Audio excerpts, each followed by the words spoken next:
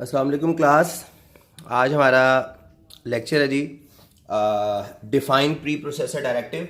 Chapter number 8 में हम लोगों ने basic structure of C program topic discuss किया है।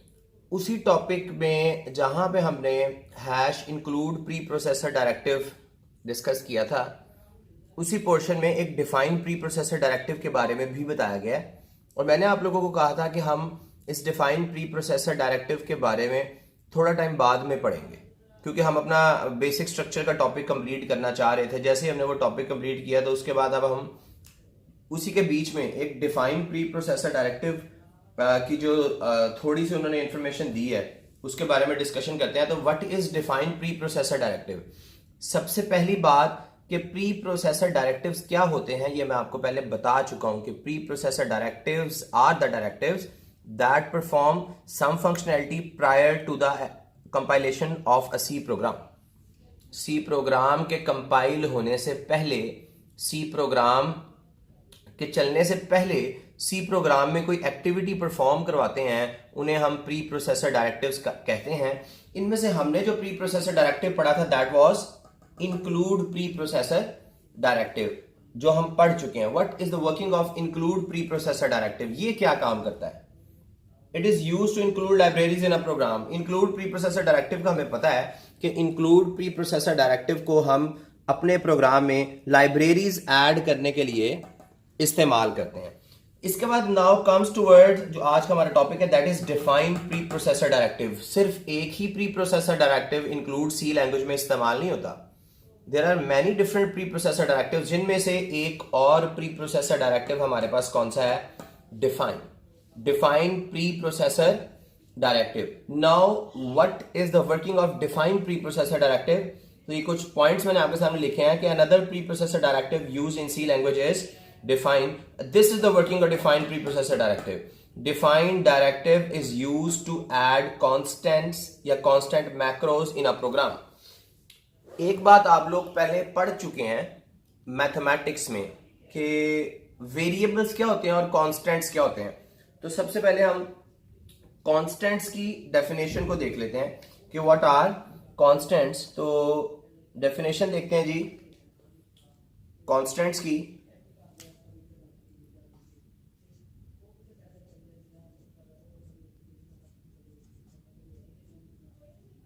What are constants? तो सबसे पहले देखते हैं कि कॉन्स्टेंट्स कहते किसे हैं। तो कॉन्स्टेंट के बारे में आपको आइडिया है कि कॉन्स्टेंट वो चीज है whose value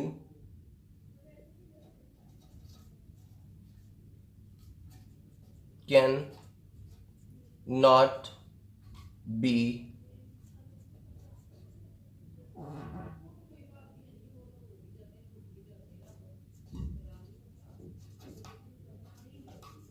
whose values cannot be changed। Constant किसे कहते हैं जी? कांस्टेंट हम बोलते हैं ऐसी चीजों को प्रोग्राम में जिनकी वैल्यू चेंज नहीं हो सकती। जैसे कि अगर आप एक प्रोग्राम क्रिएट कर रहे हैं सर्कल का एरिया कैलकुलेट करने का, let suppose you are creating a program for creating a area of circle, for calculating the area of circle. तो सर्कल का एरिया कैलकुलेट करने का फॉर्मूला क्या होता है? आप लोगों को आइडिया होगा, आप लोग पहले मैथमेटिक्स में पढ़ चुके हैं। सर्कल का एरिया कैलकुलेट करने का फॉर्मूला होता है जी pi r square. Now pi r square is the value of is the formula of calculating the area of circle. अब इस फॉर्मूले में से this portion, this is variable. ये पोर्शन वेरिएबल है। वेरिएबल मतलब हर सर्कल के लिए ये जो रेडियस की वैल्यू है ये क्या होगी? ये चेंज होगी। हर सर्कल के लिए रेडियस की वैल्यू चेंज होगी, but this pi will remain the constant. ये पाई की वैल्यू जो है this will remain the constant. अब यहां पे केस ये आ जाता है कि this value will remain the same, this is a constant value. तो जब हम एक प्रोग्राम क्रिएट करेंगे और उसमें हमने दो मेमोरी लोकेशंस ऑक्यूपाई करनी है, एक रेडियस को स्टोर करने के लिए और एक पाई को स्टोर करने के लिए, तो रेडियस हर बार चेंज होगा। हर नए सर्कल के लिए, हर नई एग्जीक्यूशन में the value of radius can be changed. But this value will remain the same. आप लोगों को पता है कि पाई की वैल्यू हमेशा क्या रहेगी, हर नए सर्कल के लिए भी पाई की वैल्यू क्या रहेगी, 3.14, या इन अदर केस हम इसको ये भी कह सकते हैं कि ये रहेगी 22/7। नॉर्मली यही दो वैल्यूज मैथमेटिक्स में सर्कल का एरिया कैलकुलेशन में हम लोग इस्तेमाल करते हैं। तो this value constant value will remain the same. तो अच्छी बात ये होती है कि if you are going to use a constant in your program, अगर आप अपने प्रोग्राम में एक कांस्टेंट इस्तेमाल करना चाह रहे हैं तो it is a better programming practice कि आप उसके लिए किसी वेरिएबल की वैल्यू को इस्तेमाल ना करें, आप उसके लिए कांस्टेंट की वैल्यू को ही इस्तेमाल करें। If you are going to use a constant in your program, तो आप उसको वेरिएबल लोकेशन पे स्टोर ना करवाएं, मेमोरी में किसी ऐसी जगह पे उसको स्टोर ना करवाएं कि बार बार उसकी वैल्यू चेंज होने का खतरा हो या उसकी वैल्यू बार बार चेंज की जा सके, बल्कि आप उसको ऐसी लोकेशन पे स्टोर करवाएं, ऐसी जगह पे स्टोर करवाएं जहां पे ये रेस्ट्रिक्शन लग जाए कि now the value of this portion, this point can not be changed while the execution of the program. मतलब कि आपको यह खतरा ही खत्म हो जाए कि कोई इंसान इस प्रोग्राम को इस्तेमाल करते हुए, इस प्रोग्राम को चलाते हुए, इसको यूज करते हुए इसकी वैल्यू को छेड़ सकेगा या चेंज कर सकेगा। उसकी वैल्यू में अपडेशन, उसकी वैल्यू में चेंजिंग वाला जो प्रॉब्लम है वो प्रॉब्लम ही खत्म हो जाए। तो for this case we can use a constant. अब एक कांस्टेंट को बनाने का तरीका क्या होता है, अगर आपने अपने प्रोग्राम में डिफाइन डायरेक्टिव को यूज करके कांस्टेंट बनाना है तो उसको बनाने का तरीका क्या होता है। तो this is the basic structure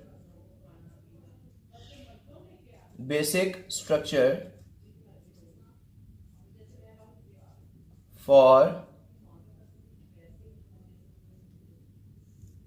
this is the basic structure for creating a constant. अगर आपने कांस्टेंट क्रिएट करना है तो उसका बुनियादी स्ट्रक्चर क्या है, किस तरीके से हमें कांस्टेंट क्रिएट कर सकते हैं। तो क्योंकि define is a pre processor directive, और एक बात जो हम सीख चुके हैं वो ये सीख चुके हैं कि all the preprocessor directive in C language start with the symbol hash. तो हम हैश के साथ क्या लिखेंगे, डिफाइन। एक और बात मैंने आपको बताई थी कि C is a case sensitive language, और normally all the keywords and all the symbolic notations are in smaller case, in lower case, छोटी एबीसी में हम लोगों ने इसको लिखना है। नॉर्मली ये मैंने आपको बात गाइड कर दी थी। तो hash define, now this hash is indicating कि इसके आगे लिखा गया लफ्ज एक प्री प्रोसेसर डायरेक्टिव है जो कि prior to the compilation of program, program की कंपाइलेशन से पहले कोई काम परफॉर्म करवाएगा। क्या काम परफॉर्म करवाएगा, तो अगर ये इंक्लूड होता तो ये लाइब्रेरी को ऐड करवा देता, but this is define. Define program में ऐड करवाता है कांस्टेंट मैक्रो को, कांस्टेंट मैक्रो को एक्चुअली डिफाइन करवाता है प्रोग्राम में। तो सबसे पहले आप हैश डिफाइन लिखेंगे ताकि इंडिकेशन हो जाए कि hash define is a pre processor directive. और डिफाइन के फौरन बाद हम क्या काम करेंगे, डिफाइन के फौरन बाद हम यहां पे लिखेंगे अपना कांस्टेंट का नेम।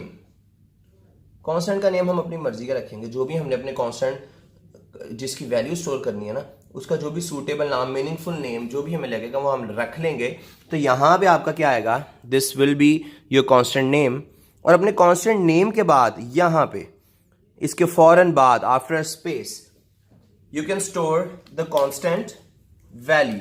यहां पे आप क्या करेंगे, जो भी आपने अपने कांस्टेंट में वैल्यू रखनी है वो लिखेंगे। तो दिस इज द बेसिक और द जनरल स्ट्रक्चर कि किस तरीके से आप इस लाइन की मदद से, इस तरीके से आप अपने प्रोग्राम में एक ऐसी मेमोरी लोकेशन अलॉट करवा सकते हैं जो कि एक कांस्टेंट वैल्यू को स्टोर कर रही है, and during the execution of the program आप उस वैल्यू को अपडेट नहीं कर सकते। और ये एक सिक्योरिटी चेक भी हो जाता है कि आपके कांस्टेंट की वैल्यू चेंज ना हो। तो फॉर एग्जांपल मैंने ये पाई वाली वैल्यू जो है ना, ये पाई वाली वैल्यू इसी का कांस्टेंट क्रिएट करना है। तो अब मैं इसकी जो जेनेरिक लाइन मैंने आपको लिखी है इसको इसके अकॉर्डिंगली मैं आपको चेंज करके दिखाऊंगा कि दिस लाइन, ये जो एक जेनेरिक लाइन है, ये इस पाई की वैल्यू को अगर हम स्टोर करवाना चाह रहे हैं तो how can we do that. तो hash define same case, hash define preprocessor directive, और पाई की वैल्यू स्टोर करनी है तो जो मर्जी नाम रख लें। मैं यहां पे उसका नाम पाई रख रहा हूं, P I, capital P I मैंने लिखा है। कैपिटल क्यों लिखा है मैं अभी आपको बता देता हूं। स्मॉल भी आप लिख सकते हैं, A B C X Y Z, कुछ भी नाम रखें अपनी मर्जी का।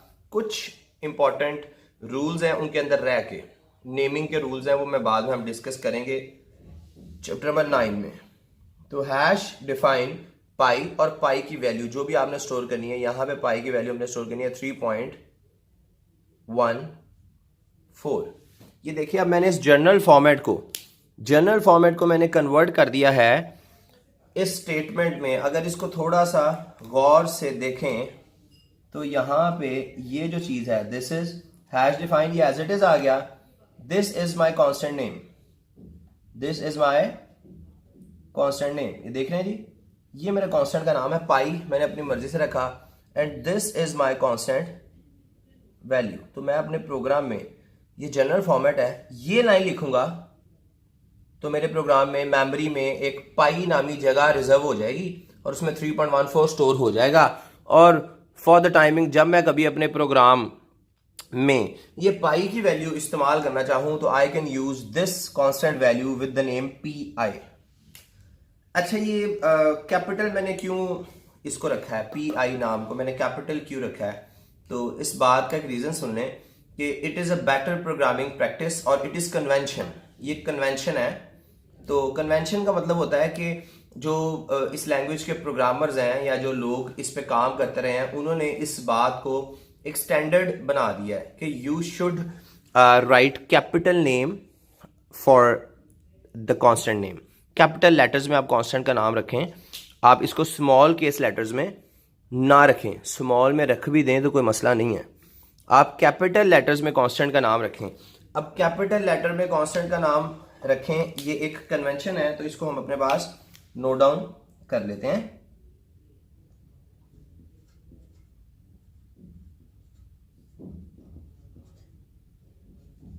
Conventionally the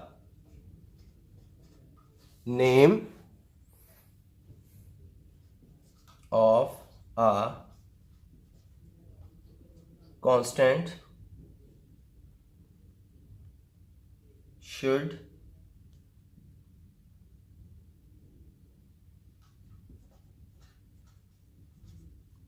be in uppercase.